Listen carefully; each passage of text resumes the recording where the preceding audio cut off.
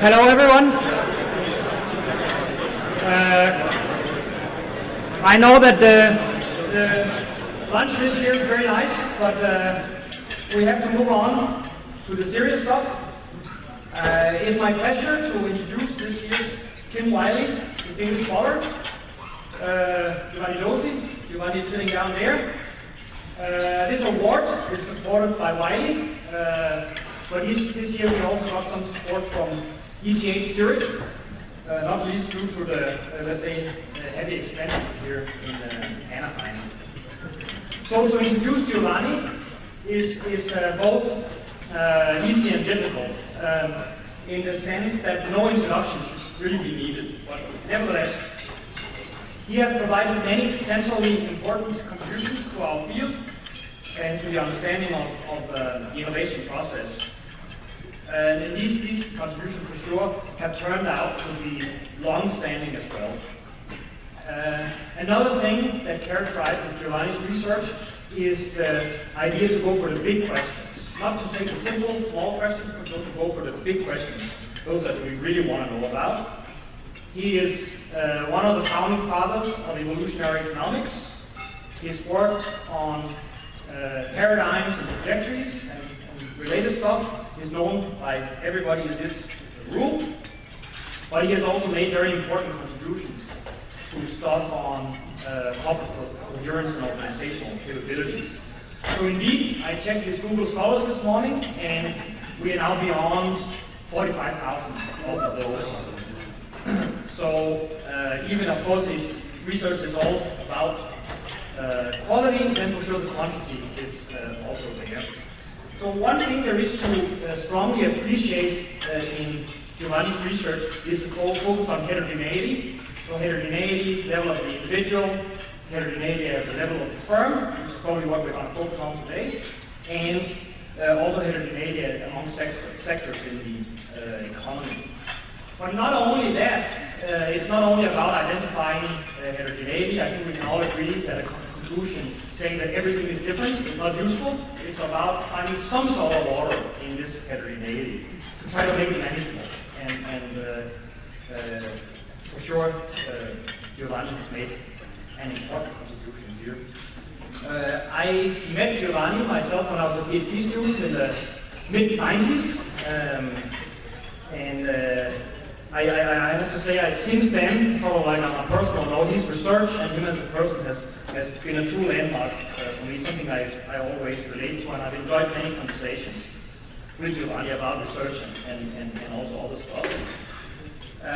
But this also speaks to the more general point that Giovanni cares a lot for the community, of which a lot of people here are present. He invests in this community and he's very present in it. He has also done a lot of work in terms of building PhD programs and caring for younger scholars and so on. Really heavy duty lifting. So all of these characteristics, I think, speaks to the obvious conclusion that he clearly deserves the Tim Wiley Distinguished Scholar Award. And we have had produced here, thanks to Henry, a plaque with Giovanni's name on. So with these words, I would like you to hand over the award to you.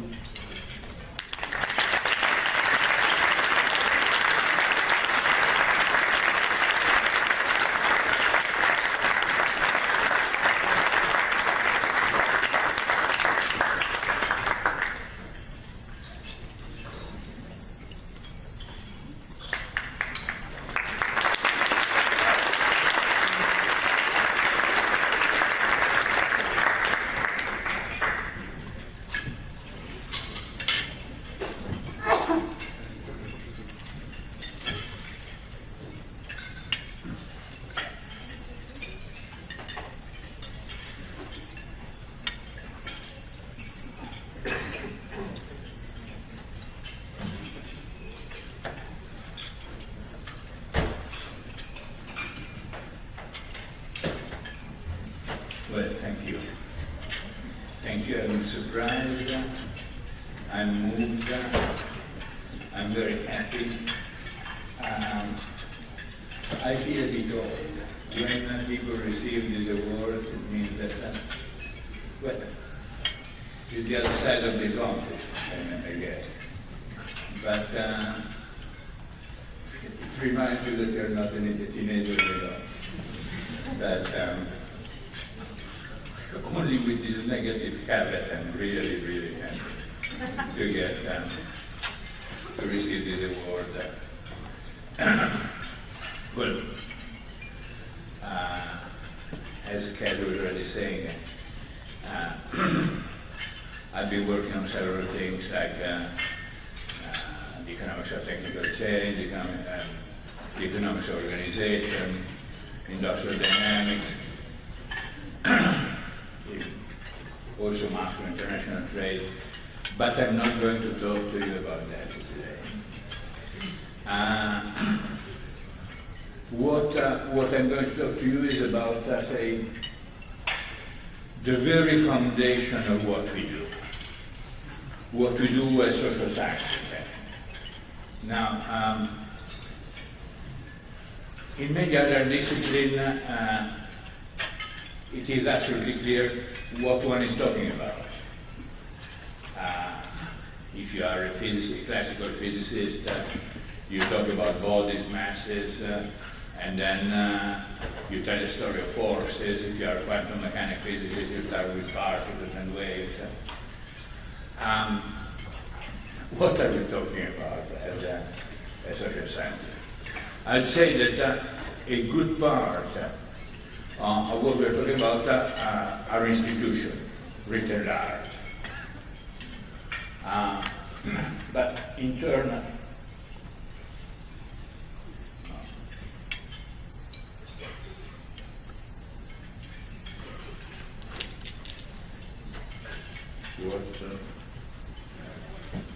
yes. Back in that, yeah. What do you mean by institution? Let me give a relatively expansive definition that comes historically, one from sociology, the other from political science. First, institutions are a set of norms on what to do and what not to do.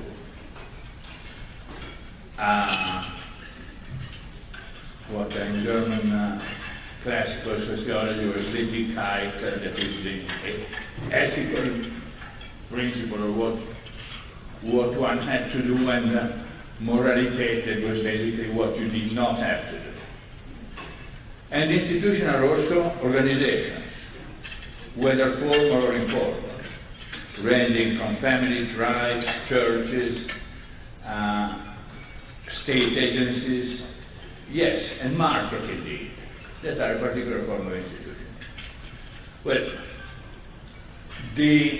of course, not all institutions in the first sense, in the sense of set of norms, imply an organization. I don't know. Say, the Muslim practice of Ramadan is an institution, but it's not an organization. Organization imply norms. I'm going to talk about both. And I will ask, where do they come from? I think there is here a major divide in the history of all social thought that essentially has to do with the primitives, the story once upon a time. All social disciplines or social paradigms start with a story once upon a time. Well, there are two once upon a time. There is one, call it rationalist, that is dominant in economics, but is creeping through management also, under disguise. And in the rational story, the once upon a time is where there were lonely people living in the forest, well formed in terms of rationality, preferences, and then they meet in a clearing in the middle of the forest, and they decide to exchange in sort of general equilibrium exchange, or if they have some collective problem to solve, then they do some metagame theoretical whatever to decide the rules of the game. And here we are. We have institution. Institution has rules of the game of otherwise perfectly rational individuals that were born with inbred rationality and well-formed preferences and maximization. It's a primitive story. It's an extreme, of course, it's a caricature. Even though, if you talk to some game theorist, it's not so much of a caricature. I mean, I knew even Nobel Prize winners that were telling you, well, it's not so much of a character. Of course, it's a character, and I think it's the wrong character. The other Once Upon a Time story is, well, once upon a time there were institutions, family, tribes, clan, which sometimes evolved and created other institutions, a bigger institution like church, state, schools, that were and are shaping the very identity of individuals. So, in the first story, you have got as primitive the individual, their rationality and their preferences. In the second story, you have got institutions that are the primitive, and the derivative entity are the very identity of individuals, their preferences, what they want.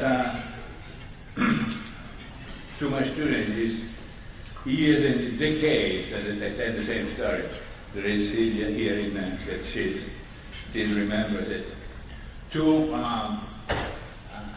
vividly have people vividly remember the endogeneity preferences. I keep repeating the song of the 60s, if you cannot be with the one you love, love the one you are with. Which is exactly the upside down of the rational story.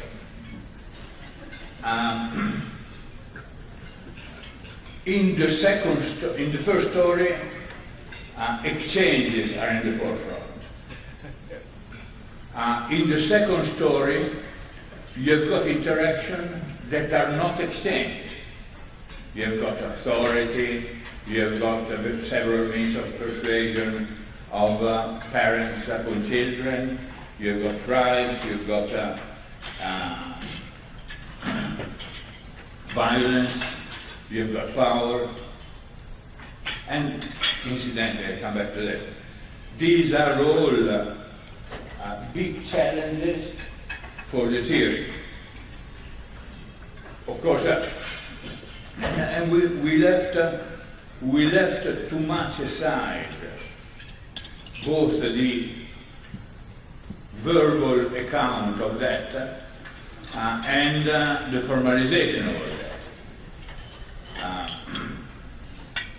A good litmus test of the difference between the two primitives, the two stories, has to do with the dichotomy between exchange and power. I mean, after all, the rationalist primitive assume that hierarchies come from some primitive exchange. They were decided there once upon a time in the clearing of the forest, but they don't carry any power stigma. People were all there, equal, and they freely decided to build up this institution. In fact, I mean, even people that relax a little bit in somewhat homeopathic measure, the rationalist paradigm. My friend Holly Williamson says that institutions parameterize exchange, but don't have any status of their own. In the other view, of course, you understand where my sympathy stands, right? In the other view, hierarchies are a reflection of power relations. Now, what do I mean by power? I mean at least four things. Well, first is power is the ability of some agent, the ruler, to determine the action set available to the ruled. Second is the ability of the ruler to veto the decision of the ruled. Third, it can command the ruled what to do within his action set. So basically these three definitions are the attribution of what people can do, and then the influence on the choice given what people can do. But there is a even more subtle form of power that I think is the most effective. It comes from Weber. It says essentially, power is the ability of the ruler to make the conduct of the ruled such that as if the ruler has made the content of the command the maxim of the conduct for its own sake. Well, typically German, but translated into English is I want you to like what I want. So it's not that I order you to do something against your will, no. It's you that guess my will or introject my will and do it happily. And this is the most effective form of power.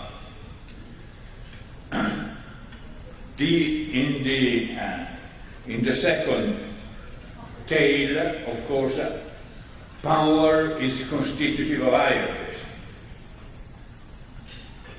Another fundamental divide relates to motivation. In the rationalist story, you have got a separation between the cognitive and motivational dimension of choice. You have got to know what you want, and then you have got to know what is the state of the world, as typically economists say max, given the constraint.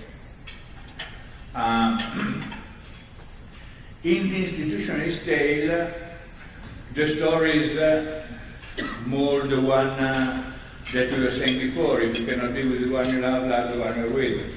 So the emotional content, the preference, and the cognition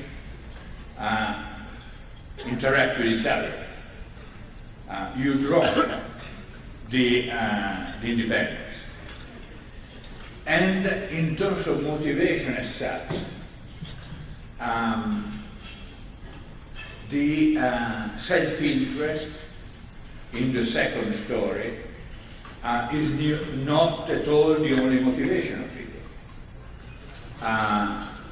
You read it in Adam Smith, not in anthropologists. I mean, if you read the theory of moral sentiment, or the beautiful reconstruction that Deidre McCloskey makes of it,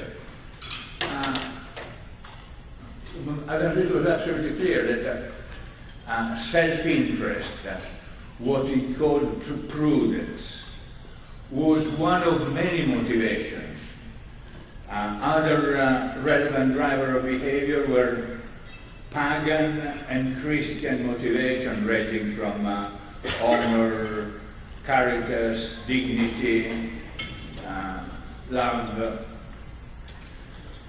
And this from one of the great theorists of social sciences unjustly ascribed to the other camp, the market camp, the market Taliban camp. In fact, Adam Smith in The Wealth of Nations uses the word invisible hand only once in book 4. And before that, he tells a lot of stories about technical change, division of labor, then increasing return. Only here after book 4 and uses this infamous expression.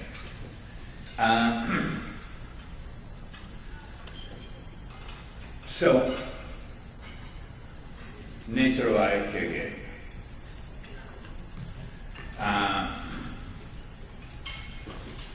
In the exchange view, the rationalist exchange view, there is no analytical status to the notion of power.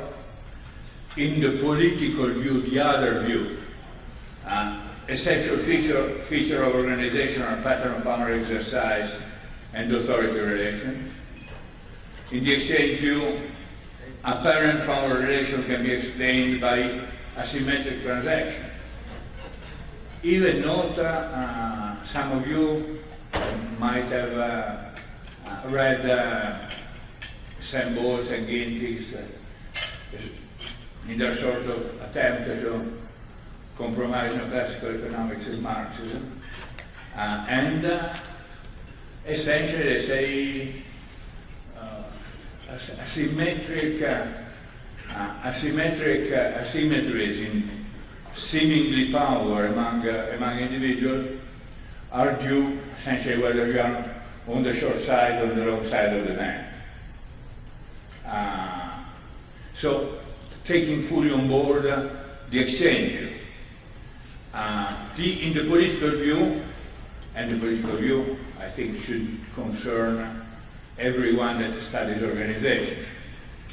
Power-authority relations are essentially different from exchange relations and are autonomous interpretative dimensions. What are the basic units of analysis? Well, in one story are transaction, in the other story include bits of knowledge, organizational forms, behavioral code, routines, mental frames. At the end of the day, in the exchange rational story, organizational veils that cover set of contracts or bundle of incomplete contractual arrangements.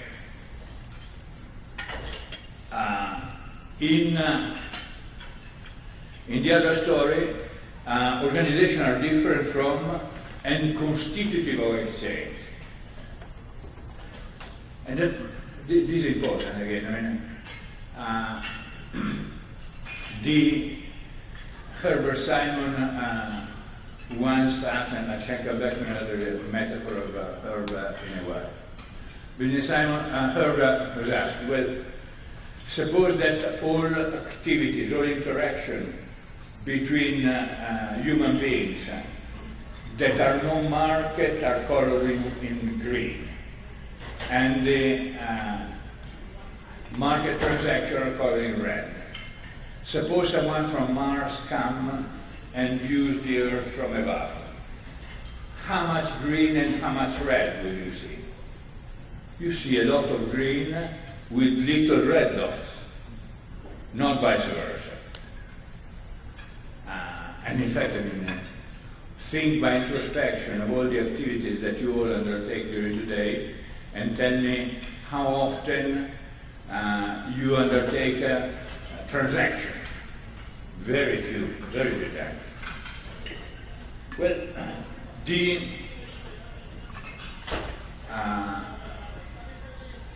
given this sort of archetypes didn't say neoclassical, the exchange rationalist archetype has to account for institutions, at least some of the theorists have to account for institutions. Call this endeavor weak institutionalism or neo-institutionalism, and compare it with strong, I would say, appellation de régime contrôlé, the strong institutional view. Now, in the weak, and when I talking about weak institutionalism, I'm thinking of Ollie Williamson. I'm thinking of a lot of political science coming from Coleman. I'm basically talking about the invasion of neoclassical economics into the domain of institutional thinking. What do they do in the weak institutionalism institution? They parameterize system variables and provide menu of strategies, because this menu of strategy come from the original meeting in the forest. Under strong institutionalism, they also embed cognitive and behavioral patterns and shape the very identity of actors. As I was saying a few times, the primitive in one case are perfectly or bounded rational agent, in the other case institutional primitives and forms of rationality and the very perception of self-interest are derived entities. As we shall see in a second, mechanism of institutional formation in one case is the meeting in the forest. In the other case are partly unintentional self-organization process and partly top-down processes of fiat, of ordering. In one case, and we shall see it in a second, institutions perform a useful and efficient coordination and governance function that often can be rationalized as equilibrium in some game. In the other case, institutions are carrier of history, with all the possible inefficiency associated to that.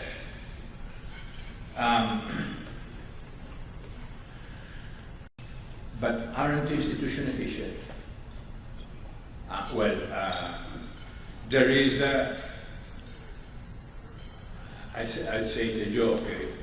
It's not a joke only because so many people believe it. That is a sort of caricature evolutionary argument that says more or less you have doesn't matter whether people met in the middle of the forest or not, but people try out different institutions, and only those that optimize in equilibrium survive, which is the as-if argument. Now, the as-if originally Milton Friedman, 1953, saying, well, the champion of billiard is not a top PhD in mechanics and knowing the differential equation, etc., but he does as if knew perfectly well the law of motion and the angles, etc. There is a devastating critique of the as-if already in winter 1971. And one should stop talking about it, except that people use it as an extreme trench to defend the rationalist paradigm. When you show them, well, people do not behave according to the rationalist canon, I said, but yes, but they behave as if. They don't know it, but they are perfectly rational. Essentially, the critique is devastating because, first of all, it requires that you have got competing institutions, including the optimal one. It requires that the world remain the same. Otherwise, what was optimal yesterday might not be optimal today. And requires that even if the world remains the same, you don't have multiple equilibrium. If the landscape over which institution, or for that matter behavior or whatever, is rugged, then what you select depends on history. What you select depends on which side of the landscape you are. But if you've got rugged landscape, even if the world does not change, you have got ubiquitous path dependency. And so the institutions that you observe at time t most likely derive from the institution at time t minus 1.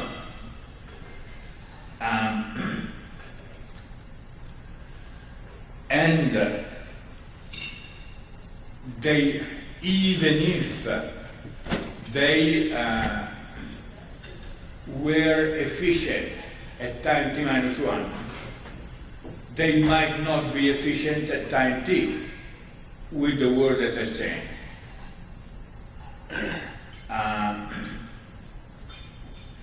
Again, where do they come from?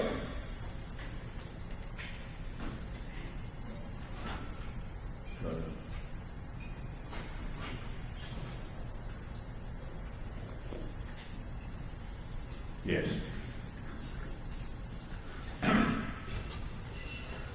Where do they come from? Well, we bashed enough the interpretation of the forest and game theoretical bargaining there. In fact, I mean, the story of the forest and together with the as if to justify what exists is a sort of tautological proposition, whatever exists is right. That is the lower, the rudimentary version for shopkeeper of Hegel, what is rational is real and what is real is rational. Which, if you think about it, is a sort of hand-waving theorem. It's not actually a theorem, nobody has proved it and nobody will ever prove it, but saying, well, it's a sort of hand-wave theorem on non-arbitrage. Saying, if there were a better institution, someone would have built it. Which is something that you learn in school around the time of graduate school. That is one of the basic tenets in economics for sure, and also in increasingly, unfortunately, in business schools. That says, well, if you are clever, you have got to show that what you observe is rational, given the structure of incentives and the constraints.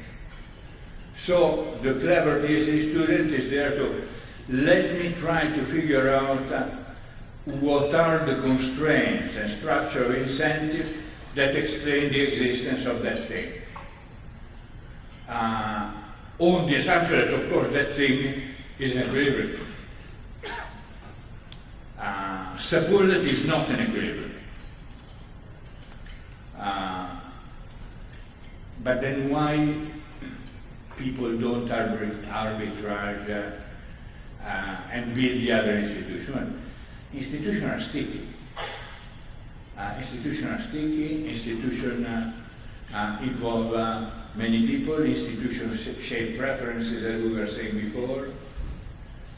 and by institution I also mean organization, including economic organization, including firms.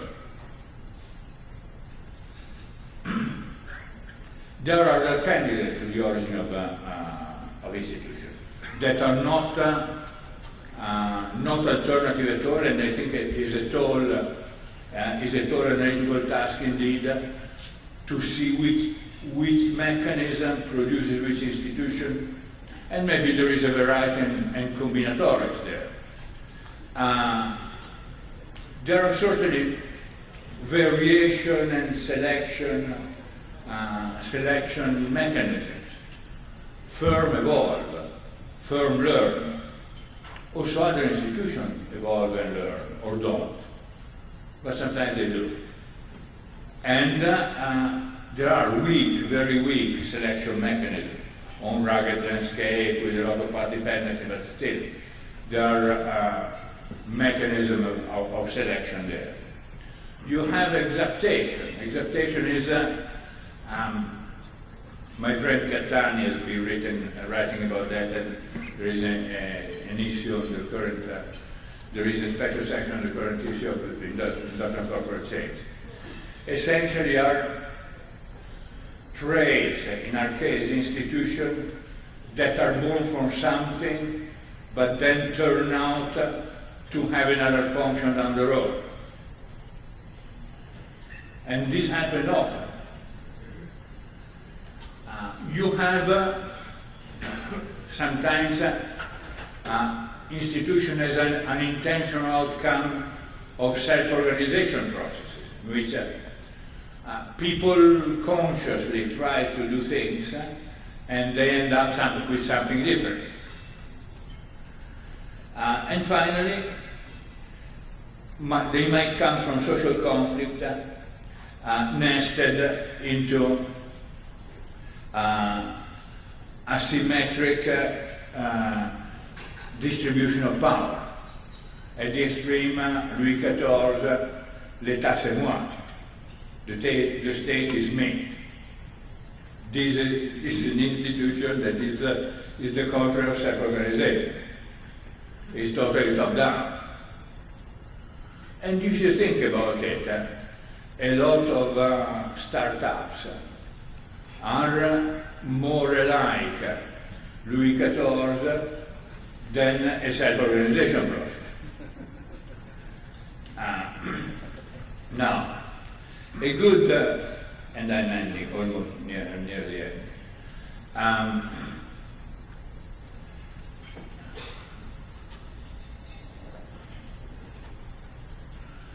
A good case to the point that also is near your interest on these two divides has to do with business organization, firms. Now, what is the balance between an inner mechanism that is driven by incentives and an inner mechanism that is driven by capability and authority?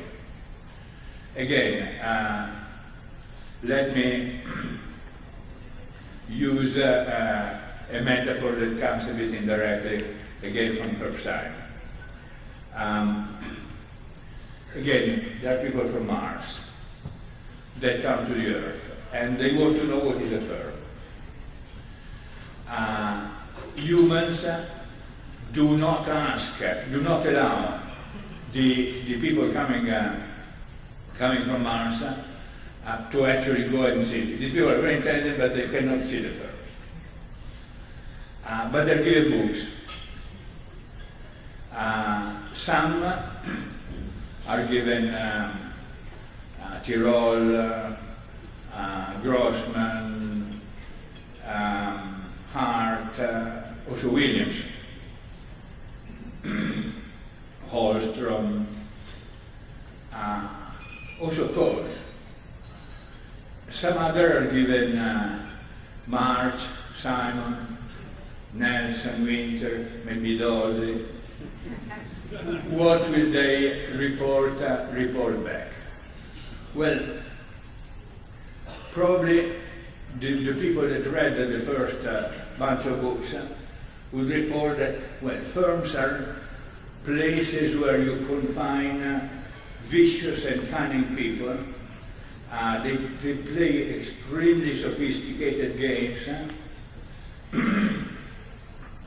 and the games are constrained by rules that prevent them from hurting themselves and hurting each other. Only casual mention, if at all, would be made to the fact that firms produce things, cars, steel, software, whatever. One long story would be told about what are the admissible rules, how they stand together mathematically. The people from Mars are clever, so they understand immediately that you have got an incentive compatibility problem. I mean, they will report all this. What would report the second lot? Well, the second lot, the first thing that they would report is that firms are there to make things. And they're there to make a considerable variety of things, from steel to drugs to software, whatever. They will report the very impressive difference across firms in the procedure in doing that. And they will report they're very intelligent. They will report that typically no one knows the entire plan for doing that thing.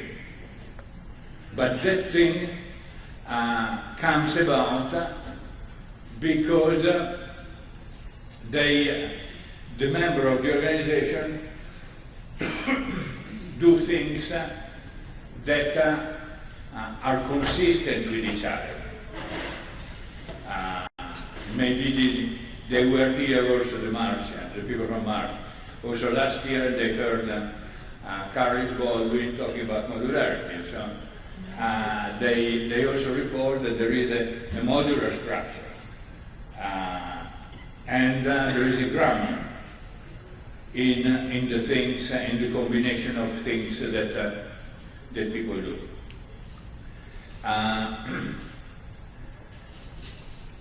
In a way, they would report that in the second story, people are relatively docile, and they do what they're told in general, especially now that we don't have any longer trade unions, etc. And sometimes they are not even told, but people do what they're supposed to do without being told. Note that in the second view, you censor as a first approximation the incentive side, while in the first story you censor as first approximation the problem solving side. Well, as you understand, I buy the second, and in fact, I've contributed something to a capability-based theory of the firm that is precisely built on the fact that, first of all, firms are problem-solving or behavioral entities, in which competencies are the collective properties of the operational, cognitive, and physical tasks. In which, second, the organizational structures, both formal and informal one, determine the distribution of information and the division of cognitive and actual physical labor. And third, the competence have to do with the heuristics of change, or doing something new, doing a new airplane, a new automobile, a new software, etc. Well, we started from the primitives and we got to much more operational device on what a firm is and how we describe its inner function. Just to show that the primitives, the choice of the primitives influence all the way your interpretation of also more concrete phenomena. Well, where do we go from here? And this is the conclusion. After the far-reaching insights of the enlightened founding father of social sciences, enlightened, I mean also the technical sense of enlightenment, of English, French, and German enlightenment, that were profound. The Enlightenment, as you know, was profoundly anti-religious, and was the power of reason, etc., etc. Social sciences reverted back to another dogmatic religion, and if I've got to choose, even is meaner. I mean, is a religion of maximizing shopkeeper, which is not so fun. Bentham, there is no right or wrong, only pleasure and pain. And being a good Protestant, for him, pleasure was probably accumulating some money. No sex and drugs and rock and roll. The invitation is forget Bentham, forget economists in their majority, but rather, as I'm talking to mostly an American audience, go back and try to rigorously operationalize the intuition of the classics, Dewey and Veblen and Commons and Lindblom and Hirschman, and last but not least, Herb Stein. This, I think, is a tall challenge, but if we don't face that challenge, one of my hats is in organizational economics, organizational theory. We get colonized by the other paradigm, and the other paradigm is very imperialistic. Sometimes I equate it to a metastasis. It spreads everywhere if you don't stop it.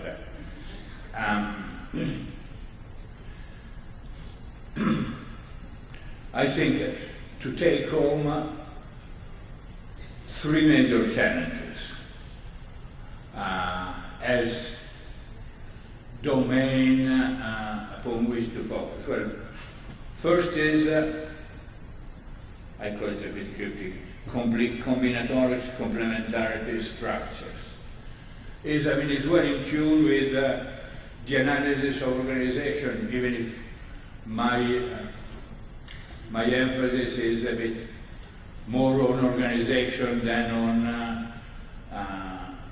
on formal organization rather than self-organization, but it's well in tune with Carles last year. Organizations are made of coherent chunks of routines, components, artifacts, and reconstructing their structure and their evolution is, I think, a fundamental challenge. The second challenge is the institutional and more specifically organizational embeddedness of techno-economic change. There is nowadays the inclination of considering a lot of innovation and technical change a bit up in the air, and the open here, open there. Everything is fluid. Well, a lot of innovation still occurs within organizations that communicate. I mean, organizations are not autistic. They communicate with other organizations, they draw, they give, but their organization is not a sort of primordial growth in which everything happens everywhere. Finally, coevolution. Coevolution has got to be taken seriously. And coevolution means, for example, the coevolution of organizations and technologies. These are the three out of many, but just to focus the attention. When I say challenges, I mean there are challenges both to tell historical narratives and also formal challenges. I mean, we need to have a formal apparatus that is totally different from the standard one, but matches it in rigor. We don't want to be those that equate complexity with confusion. And in fact, one would try to reduce complexity, not eliminate it, because, I mean, as Einstein was saying, a theory has got to be as simple as possible, not simpler. So the simplicity or the complexity has got to be adequate to the problem at hand. Still, there is also a formal challenge. There are twin challenges that are, say, historical, interpretative, and formal, and they have to go hand in hand, and I think are well in the spirit of the second story of Once Upon a Time. Thank you.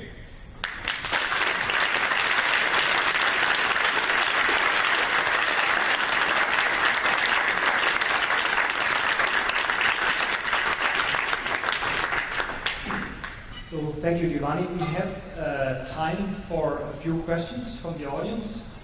So if you would indicate, I would. Well, I can also start with a question.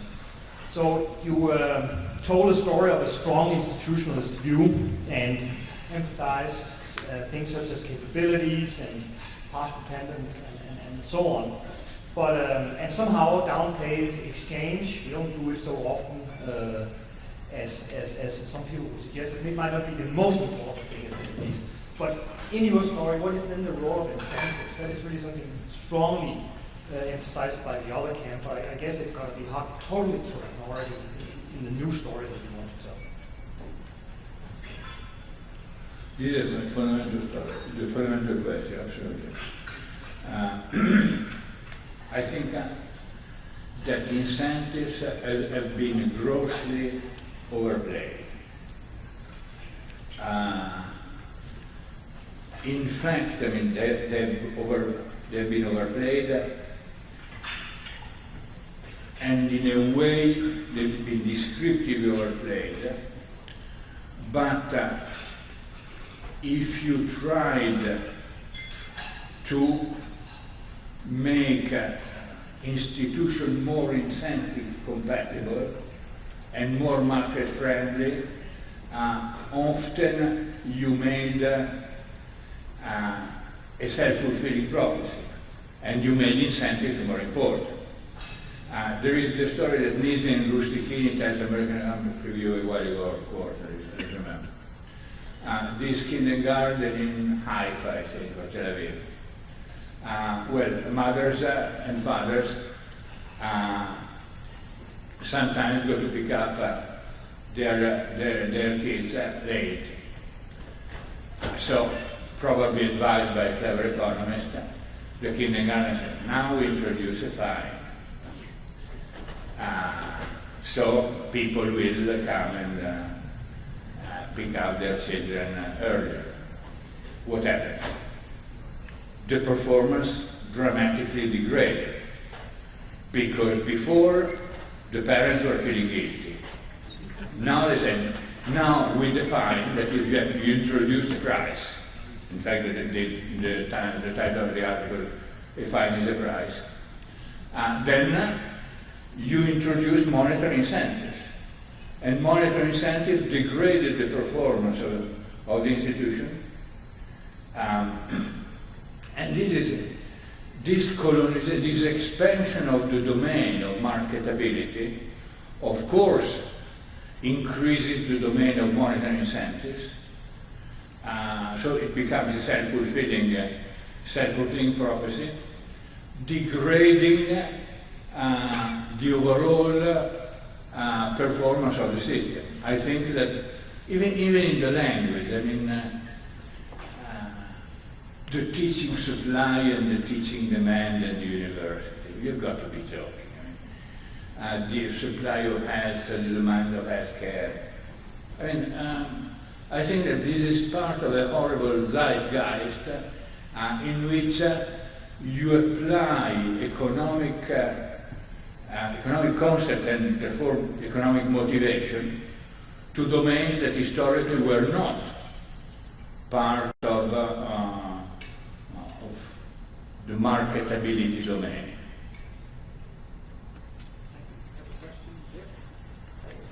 Thank you, Professor Dozzi, for your question. I'm Eduardo from Uni Merit in Maastricht, in Netherlands.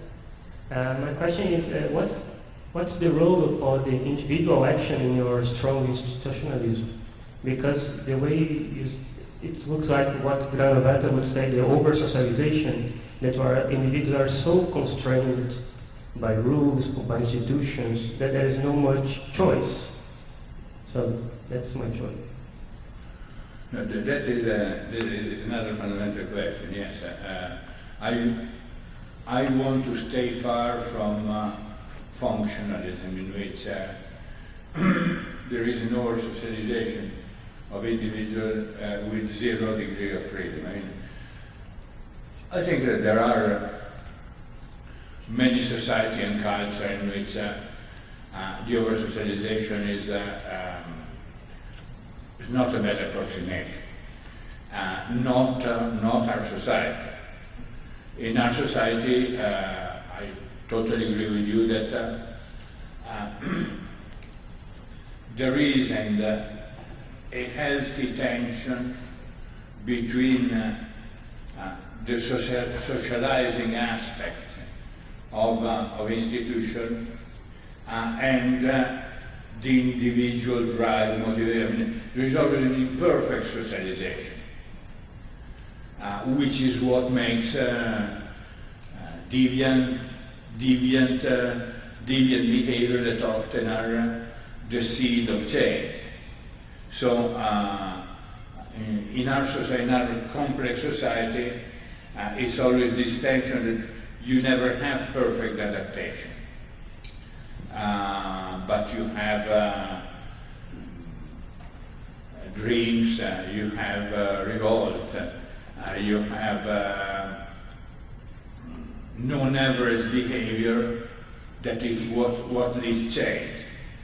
Now, there are institutions that are more apt to allow deviant behavior and others less. I mean, if, of course, an army is not such a good place to express deviant behavior. And even firms are more, allow more deviant behavior within certain limits. And beyond that limits, you spin off and you build up your own firms. And if there is one advantage of market society vis-à-vis central planning, is precisely the fact that you allow for multiple services. You allow for the fact that someone says, I think it is wrong to make X and Y here. I'll try to make it on my own because I believe it's better. right or wrong. So absolutely, that point is fundamental. I was emphasizing the other side because I feel in the air too much emphasis on fluidity, plasticity, self-organization, liquidity, etc. You're absolutely right. So, to what extent do you think that Granovetter embeddedness approach, or Giddens factoration theory, or North's book about institutional change provides a middle way, a hybrid way to satisfy and combine both approaches that you portray? Okay, this is very interesting. You mentioned North and Granovetter. Well, they come from, even if they tend to be near in terms of conclusion, but they bear the birthmark of coming from two primitive stories. I tend to, I have a lot of time for the Granovetter story. The Granovetter story means that there is, yes, a balance between structure and agency, but Granovetter comes from the institutional story. North comes from the transaction cost story. I buy more the Granovetter story than the second, even if they tend to be observation equivalent in many domains, but I buy more the first than the second.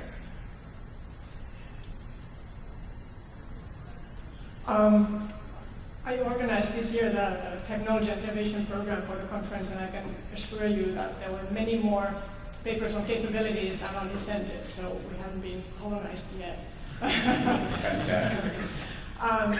But on a more kind of practical question, so if a PhD student is getting started studying innovation and organizations, how would you advise them to get a handle on, let's say, institutions and capabilities, or co-evolution of those kinds of things in the current context, or in the current institutional arrangement that we have in academia, particularly, I guess, in Western Europe and the States, where you have to publish in the top management journals to get a job. So where would you kind of advise people to start looking at, let's say, empirical phenomena and make some progress? No, I admit that it is dramatic because that you have an incentive to conform that is absolutely dramatic. I mean, Chandler would not have got a tenure track position in a third-rate university nowadays, and this is dramatic. I mean, well, you are powerful enough also to revert that trend. We are all editors of journals, and I think on that side, on the marketing side, we should publish things that, for example, outside of the minimal requirement is that they are outside of the format. Hypothesis 1, the water is wet. Hypothesis 1A, the water is dry. Test, the water is actually, and the p-value is perfect, the water is wet, etc., etc. I would try to avoid that style. Then, in the substance, I would revalue a lot clever, in-depth case studies.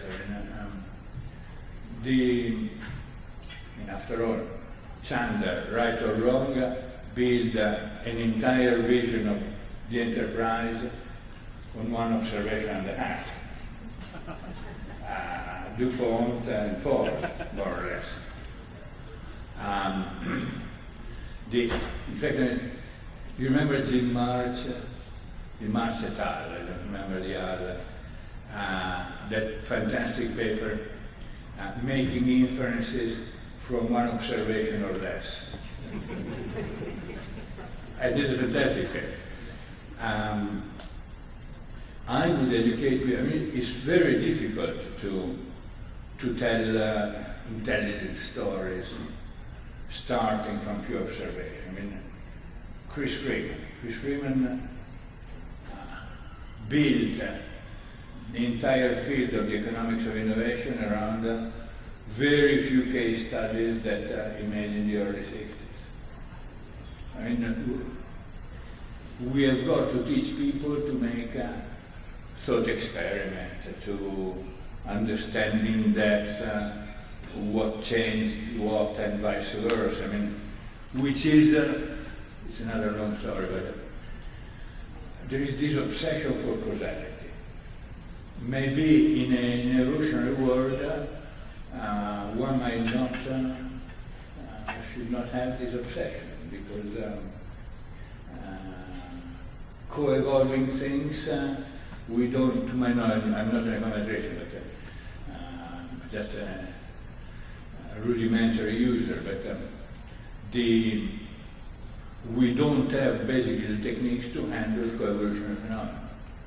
So we better not do, rather than, I mean, I'm so tired when I go to a seminar and there is the young kid always after the fourth sentence that says, indogeneity.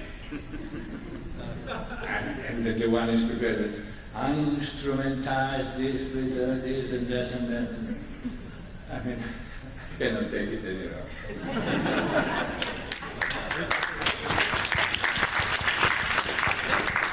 So I think with that word, I think we